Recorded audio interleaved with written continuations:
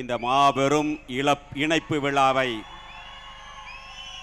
ஒரு மாநாடு போல தலைமையேற்று நடத்தி கொண்டிருக்கக்கூடிய கழகத்தினுடைய பொதுச் செயலாளர், உள்ளாட்சி மற்றும் நீர்வளத்துறையினுடைய அமைச்சர் அருமை அண்ணன் ஆனந்த் அவர்களே, இந்த நிகழ்ச்சியிலே வரவேற்புரை ஆற்றி சென்றிருக்கக்கூடிய வருவாய்த்துறை அமைச்சர் அருமை அண்ணன் கே.எஸ். செங்கோட்டையன் அவர்களே, மற்றும் இந்த நிகழ்ச்சியில் கலந்து கொண்டு எங்களுக்கெல்லாம் ஒரு சிறப்பான ஒரு வழிகாட்டியாக எங்களை இந்த இயக்கத்திலே இணைத்துக் கொள்வதற்கு அனைத்து ஏற்பாடுகளையும் செய்து எங்களுக்கு வழிகாட்டியாக இருந்த நெடுஞ்சாலை மற்றும் பொதுப்பணித்துறை அமைச்சர் அருமை அண்ணன் ஆதவ் அர்ஜுனன் அவர்களே, மற்றும் சுகாதாரத்துறையினுடைய அமைச்சர் அருமை நண்பர் அண்ணன் அருண்ராஜ் அவர்களே, மற்றும் அமைச்சர் பெருமக்கள் ஸ்ரீநாத் அவர்களே, லோகேஷ் தமிழ்ச்செல்வன் அவர்களே, விஜய் தமிழ்ச்செல்வன் பார்த்திபன் அவர்களே, முகமது பர்வேஸ் அவர்களே, சி விஜயலட்சுமி அவர்களே, ரமேஷ் அவர்களே, திரு ராஜீவ் அவர்களே, மற்றும் இந்த நிகழ்ச்சியிலே கலந்து கொண்டு சிறப்பித்துக் கொண்டிருக்கக்கூடிய தமிழக வெற்றி கழகத்தினுடைய சட்டமன்ற உறுப்பினர்களே, அமைச்சர் பெருமக்கள் பி மதன்ராஜ் அவர்களே, ஜெகதீஸ்வரி அவர்களே, சட்டமன்ற உறுப்பினர்களே, இங்கே கழகத்திலே தமிழக வெற்றி கழகத்திலே தங்களை இணைத்துக் கொள்ள வருகின்றிருக்கக்கூடிய முன்னாள் சட்டமன்ற உறுப்பினர்கள், முன்னாள் அமைச்சர் பெருமக்களே, முன்னாள் உள்ளாட்சி பிரதிநிதிகளே, இங்கே அலைகடலாக வருகின்றிருக்கக்கூடிய அனைத்து இந்திய அண்ணா திராவிட முன்னேற்ற கழகத்தினுடைய ஆணி வேறாக திகழ்ந்த கழகத்தினுடைய இரத்தத்தின் இரத்தமான இளம் சிங்கங்களே, உங்கள் அனைவருக்கும் காலை வணக்கத்தை தெரிவித்துக் கொண்டு, புரட்சி தலைவரால் 1972 உருவான இயக்கம் அனைத்து இந்திய அண்ணா திராவிட முன்னேற்ற கழகம் என்ற மாபெரும் இயக்கம். அந்த இயக்கம் தோன்றிய வரலாறு தீய சக்தியை, திமுகவை ஒழிக்க வேண்டும் என்று உருவான இயக்கம். தலைவர் இருக்கின்ற வரை அந்த இயக்கம் ஆட்சி அதிகாரத்தில் இருந்தது.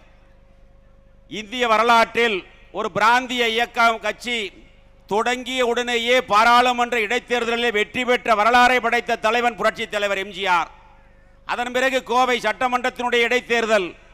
இந்த 2 இடைத்தேர்தலுக்கு பிறகு 1977 இயக்கம் ஆரம்பித்த 5 ஆண்டுகளிலே ஆட்சி அதிகாரத்தில் இருந்து 11 ஆண்டுகாலம் தமிழகத்தை ஆட்சி செய்தவன் புரட்சி தலைவர் எம்ஜிஆர் அவர்கள். ஆனால் இன்று அந்த வரலாறை உடைத்து ஒரு சரித்திர சாதனை படைத்தவர் புரட்சி தளபதி நம்முடைய தமிழகத்தினுடைய முதலமைச்சர் விஜய் அவர்கள் என்பதை நாம் நன்கு அறிய வேண்டும். இயக்கம் ஆரம்பித்த 2 ஆண்டுகளிலே தமிழகத்திலே ஒரு மாற்றத்தை ஏற்படுத்தி ஒரு அரசியல் புயலை உருவாக்கி, ஒரு அரசியல் மாற்றத்தை உருவாக்கி இன்று ஆட்சி அதிகாரத்தில் இருந்து தமிழகத்திலே முதலமைச்சராக இருக்கிறார் என்று சொன்னால் அது சாதாரண மாற்றம் அல்ல, ஒரு தலைமுறை மாற்றம் என்பதை நாம் புரிந்து கொள்ள வேண்டும். இந்த அரசியல் மாற்றம் என்பது ஒரு தலைமுறை மாற்றம். அதேபோல தலைவருக்கு பிறகு இந்த இயக்கத்தை வழிநடத்திய தங்க தலைவி புரட்சி தலைவி அம்மாவுடைய கொள்கையும் அதேதான். தீய சக்தி திமுகவை ஒழிக்க வேண்டும் என்று நோக்கத்தோடு தமிழகத்தினுடைய முன்னேற்றத்திற்காக தன் வாழ்நாளை அர்ப்பணித்த தலைவி தங்க தலைவி புரட்சி தலைவி அம்மா அவர்கள். அம்மாவுடைய மறைவிற்கு பிறகு இந்த மேடையில் வீட்டிருக்கக்கூடிய முன்னாள் அமைச்சர்கள், சட்டமன்ற உறுப்பினர்கள், அனைத்து இந்திய அண்ணா திராவிட முன்னேற்ற கழகத்தை சார்ந்தவர்களுடைய துணையோடு 4 ஆண்டுகள் 2 மாதம் அம்மாவுடைய அரசு நடந்தது. இப்பொழுது பொதுச் செயலாளராக இருக்கக்கூடியவரை நாங்கள் எல்லாம் சேர்ந்துதான் பொதுச் செயலாளராக உருவாக்கினோம். ஆனால் அவருடைய தவறான முடிவுகளால் இன்று இந்த இயக்கம் தள்ளாடி கொண்டிருக்கிறது என்பதற்கு இதுதான் மிகப்பெரிய உதாரணம். உண்மையை சொன்னால் துரோகி என்று சொல்கிறார். உண்மையை எடுத்து சொன்னால் யார் துரோகி என்பதை நீங்கள் புரிந்து கொள்ள வேண்டும். திராவிட முன்னேற்ற கழகத்தோடு சேர்ந்து ஆட்சி அமைக்கலாம் என்று சொல்வது சரியா என்று இந்த இயக்கத்திலிருந்து விலகி இன்று தமிழக வெற்றி கழகத்தில் இணைத்துக் கொள்ள வந்திருக்கக்கூடிய ஒவ்வொரு தொண்டனும் நினைத்து பார்த்துத்தான் இன்று புரட்சி தளபதி தலைமையை ஏற்று இங்கே இந்த இயக்கத்தில் தங்களை இணைத்துக் கொள்ள வருகின்றிருக்கிறார்கள் என்பதை நாம் எண்ணி பார்க்க வேண்டும். 42 ஆண்டுகள் இயக்கத்தில் உறுப்பினராக இருந்து 25 ஆண்டுகள் தீவிர அரசியலிலே இருந்தவனான். பல்வேறு உள்ளாட்சியிலே பல்வேறு பதவிகளில் இருந்து புரட்சி தலைவி அம்மா அவர்கள் அடையாளம் காட்டப்பட்டு 5 ஆண்டுகள் போக்குவரத்து துறை அமைச்சராக பதவி கொடுத்து அழகு பார்த்த தாய் புரட்சி தலைவி அம்மா அவர்கள். கரூர் சட்டமன்றம் என்று சொன்னாலே உங்களுக்கு நன்றாக தெரியும். அது தமிழக வெற்றி கழகத்தினுடைய வரலாற்றில் ஒரு கரும்புள்ளியாக இருந்தது கரூர் சம்பவம் என்பதை நீங்கள் தெரிந்து கொள்ள வேண்டும். 41 அப்பாவி உயிர்கள் இறந்தது தளபதி அவர்கள் கரூர் வருகையின் போது. அது மட்டுமல்ல, கரூர் சட்டமன்றம் என்பது தமிழகத்தில் இருக்கக்கூடிய 234 தொகுதிகளிலும் இருக்கக்கூடிய அரசியல் விமர்சகர்களும் அரசியல் பார்வையாளர்களும் உற்று நோக்கக்கூடிய ஒரு தொகுதியாக இருந்தது. ஏனென்று சொன்னால் அந்த தொகுதியில் அதிகாரத்தினுடைய உச்சத்தில் பல்வேறு பொய் வழக்குகளையும் பணத்திமிரில தன்னுடைய அதிகாரத்திலும் பணத்தை வைத்து ஜெயித்து விடலாம், ஆட்சி அதிகாரத்துக்கு வந்து விடலாம் என்று சொன்னவர்களுக்கு மத்தியில் மிகப்பெரிய போராட்டத்திற்கு இடையில் நாம் வெற்றி பெற்றோம்.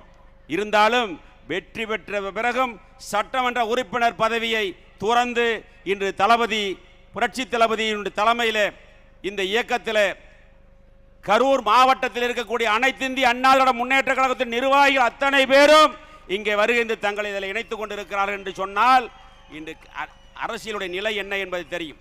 ஒரு தலைவன் சரியான முடிவு எடுக்காமல் இருந்தால் அந்த இயக்கம் எப்படி போகும் என்பதற்கு உதாரணம் தான் இன்றைய நிலை என்பதை நீங்கள் தெரிந்து கொள்ள வேண்டும். அப்பேற்பட்ட மிகப்பெரிய இயக்கம் 1.5 கோடி தொண்டர்கள் இருக்கிறார்கள். அடிமட்ட தொண்டனுடைய உணர்வை புரிந்து கொள்ள வேண்டும். நான் பல மேடைகளில் பேசும் பொழுது சொல்வேன், கீழே இருக்கக்கூடிய தொண்டன் கொடி பிடித்தால்தான் அந்த இயக்கத்தினுடைய தலைவன் கோட்டையிலே கொடியேற்ற முடியும் என்பதை புரிந்து கொள்ள வேண்டும். அப்பேற்பட்ட மாபெரும் இயக்கம், அந்த இயக்கம் திராவிட முன்னேற்ற கழகத்தோடு சேர்ந்து ஆட்சி அமைக்கலாம் என்று சொல்கிறார்கள். அதை பற்றி எல்லாம் கவலைப்படாதவர்கள் உண்மையை எடுத்து சொன்னால் துரோகி என்று சொல்லுகிறார்கள். எனவே இன்று தமிழகத்தில் ஒரு மிகப்பெரிய அரசியல் புரட்சி ஏற்பட்டிருக்கிற, தமிழகத்தில் அல்ல இந்தியாவே திரும்பி பார்க்கின்ற வகையில் நம்முடைய புரட்சி தளபதி நம்முடைய முதலமைச்சர் அவர்கள் ஒரு அரசியல் மாற்றத்தை ஏற்படுத்தி இருக்கிறார். இப்பொழுது மட்டுமல்ல, தலைவர் இருக்கின்ற வரை 11 ஆண்டுகள் 3 முறை தமிழகத்தினுடைய முதலமைச்சராக இருந்தார். அதே போல இனிமேல் தமிழகத்தில் வெற்றி கழகத்தினுடைய ஆட்சி, புரட்சி தளபதி விஜய் அவர்களுடைய ஆட்சி தான் தமிழகத்திலே தொடரும் என்று சொல்லி இந்த இணைப்பு விழாவில் கலந்து கொண்டிருக்கக்கூடிய அனைவருக்கும் நானும் 2 பேரும் விஜயபாஸ்கர், புதுக்கோட்டையும் விஜயபாஸ்கர், கரூரும் விஜயபாஸ்கர் என்று சொல்லி நாங்கள் இருவரும் மற்ற மாவட்டத்தை சார்ந்தவர்கள் இருக்கிறார்கள். அது மட்டுமல்ல, நம்முடைய முதலமைச்சர் புரட்சி தளபதி அவர்கள் சமீபத்தில் ஓரிரு வாரங்களிலே கரூர் வர இருக்கின்றார். அந்த கரூர் நிகழ்ச்சியிலே இன்னும் அலைகடலாக இருக்கக்கூடிய தொண்டர்களையும் அதில் இணைத்து இந்த இயக்கம் தொடர்ந்து வெற்றி பெறுவதற்காக உண்மையாக உழைப்போம் என்று சொல்லி இந்த இணைப்பு விழாவில் வருகின்றிருக்கக்கூடிய அனைத்து நிர்வாகிகளுக்கும், மேடையில் வீட்டிருக்கக்கூடிய அமைச்சர் பெருமக்கள், சட்டமன்ற உறுப்பினர்களுக்கும், என்னோடு வருகின்ற அனைத்து நிர்வாகிகளுக்கும் மீண்டும் ஒருமுறை நன்றி கூறி விடைபெறுகிறேன். நன்றி, வணக்கம்.